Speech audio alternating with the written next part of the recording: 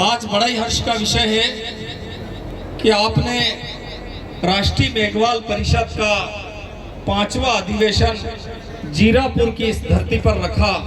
निश्चित रूप से आप बहुत बहुत नमन के पात्र हैं। मुझे पहले भी एक तीसरे अधिवेशन में आने का मौका यही जीरापुर में मिला था। 2-3 साल से मैं पहुंच नहीं पाया आपके बीच में। आयोजनकर्ता ने तो हमेशा ही मुझसे कहा था, लेकिन मैं पहुंच नहीं पाया, इसलिए माफी चाहता हूं। आज जैसा कि मेघवाल समाज की हमारे नंदलाल जी केसरी जी ने पूरा का पूरा विवरण आप लोगों के सामने रखा, मैं मंच पर विराजित सभी अतिथियों से आग्रह करूंगा, निवेदन करूंगा कि मेघवाल समाज एक शांत प्रिय समाज है। हमारा समाज एक ऐसा समाज है जो महापुरुषों की विचारधाराओं पे चलता है।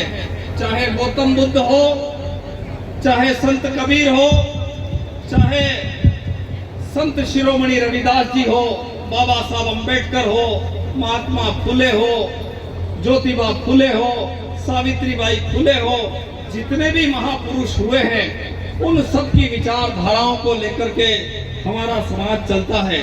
हमारा समाज का आदमी हमेशा, जैसा कि हमारे समाज के महापुरुषों ने कहा था, मानव मात्र के कल्याण की।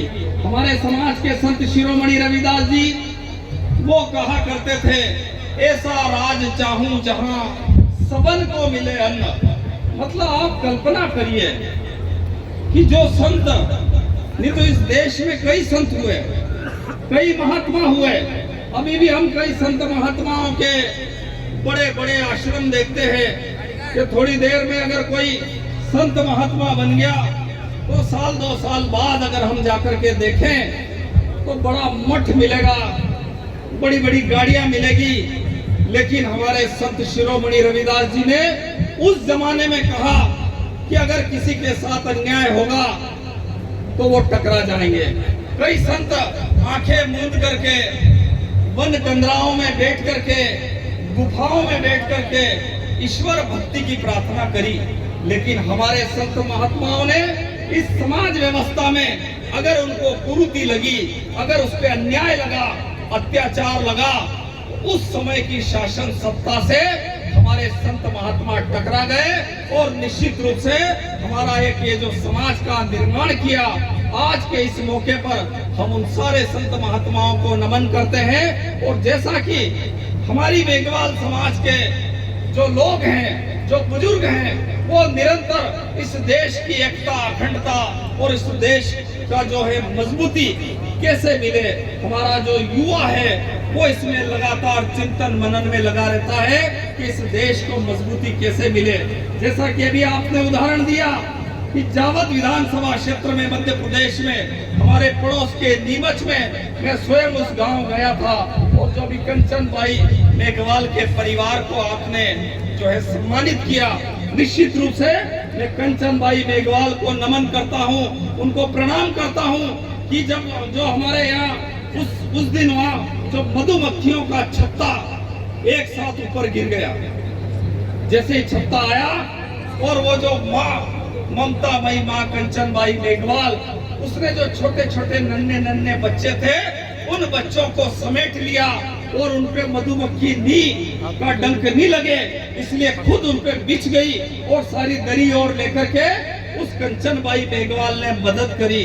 आप आश्चर्य करेंगे कि उस महिला के 1000 डंक उन मधुमक्खियों ने मार दिए, लेकिन एक बच्चे को उन्होंने जो है तकलीफ नहीं पहुंचाने दी। ये हमारी ममता मई माँ जो है कंचन भाई, उनका जो ये था। अभी एक जिक्र हुआ कि एक महाराज के एक बेटे थे जो कि मेवाड़ के वंशज, जो महाराणा उदय सिंह, और उनकी जगह चंदन को लिटा दिया था। जो पन्ना धाय ने और चंदन के मरने के बाद जो मेवाड़ का वंश बचाया, आज इतिहास में हम पन्ना धाय को नमन करते हैं कि उन्होंने उस समय एक जो है मेवाड़ के वंश को बचाया। लेकिन हमारी कंचन भाई मेघवाल ने 20 लोगों के परिवार को 20 लोगों के परिवार के वंश को बचाया। मुझे दुख तब होता है, हर बार मेरे से लोग नाराज हो जाते हैं, मुझे दुख तब होता है कि नीमच का जिला प्रशासन, नीमच का कलेक्टर और नीमच के प्रशासन ने ये कह दिया कि कंचन बाई तो भाग गई थी। वहां जाकर के मुझे दुख होता है। जब हमें कंचन बाई को जब शहीद का दर्जा देना था तो वहां के अखबारों ने, प्रशासन ने बाकायदा प्रेस नोट जारी कर दिया। इससे ज्यादा शर्मनाक बात नहीं हो सकती है। लेकिन मैं मेघवाल समाज को नमन करता हूं, सैल्यूट करता हूं आप लोगों को कि आप लोगों ने राशि एकत्रित करके जो हमारी कंचन बाई मेघवाल का मान सम्मान बढ़ाया। निश्चित रूप से आप बहुत बधाई के पात्र हैं कि जहां सरकार और सल्तनत अगर कुछ गड़बड़ करती है तो हमारे संगठन के लोग, हमारे समाज के लोग वो हमेशा आगे आकर के इस बात के लिए लड़ाई करते हैं। मैंने जीरापुर की सभा में तीसरे अधिवेशन में भी कहा था, जहां लगातार हम वोट देते हैं, राजनीतिक पार्टियों को हम वोट देते हैं, हम लोगों को इस प्रकार से बना देते हैं कि जैसे कोई वो हाली हो के नहीं, ये फलाना इस पार्टी का, ये फलाना उस पार्टी का। हम लोगों को मतदाता नहीं रखा और हमको बंधुआ मजदूर बनाने की कोशिश जो राजनीतिक पार्टियां कर रही है, वो राजनीतिक पार्टियां जीत जाए और वो समझ ले।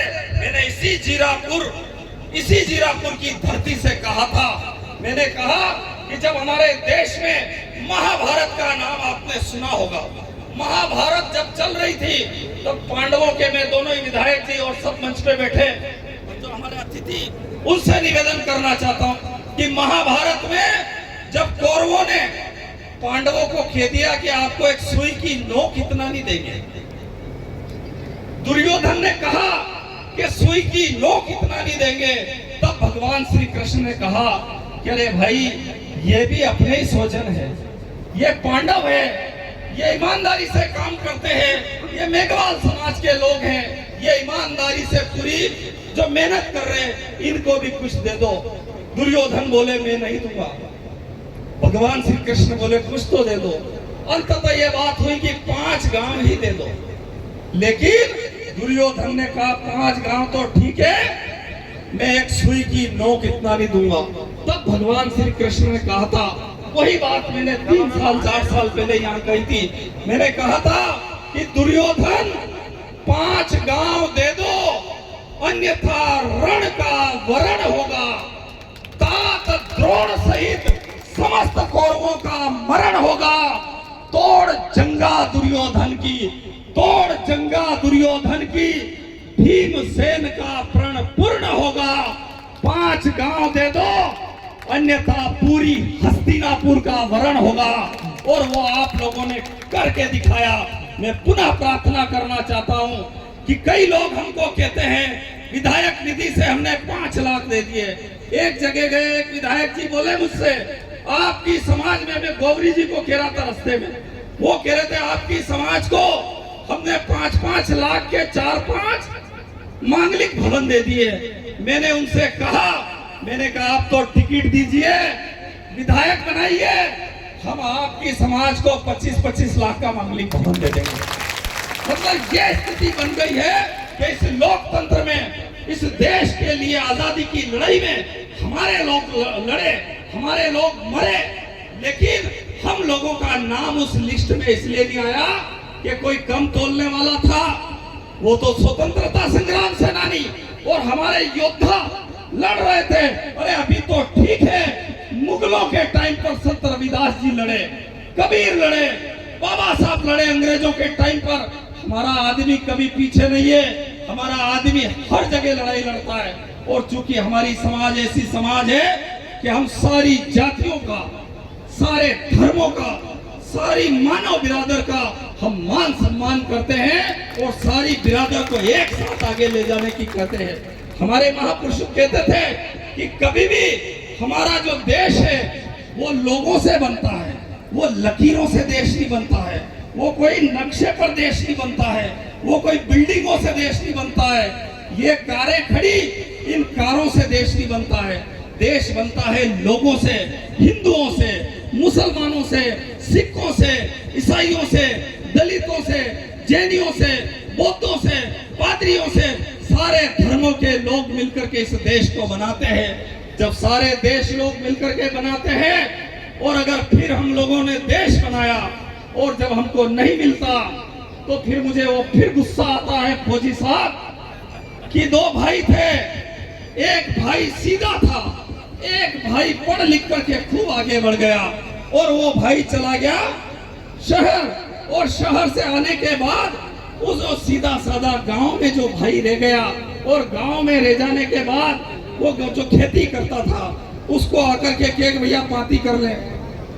होशियार भाई वो कह रहा कि भाई पार्टी कर ले, तो होशियार भाई ने कहा कि एक भैंस थी उनके पास, उन्होंने कहा आगे आगे की भैंस तेरी और पीछे की भैंस मेरी। तो जो सीधा भाई था उसको बेचारे को आगे की भैंस दे दी।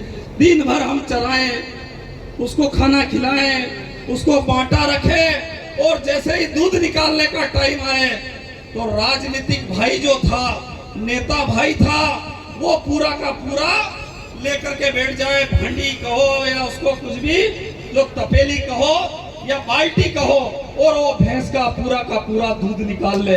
ये कब तक चलेगा?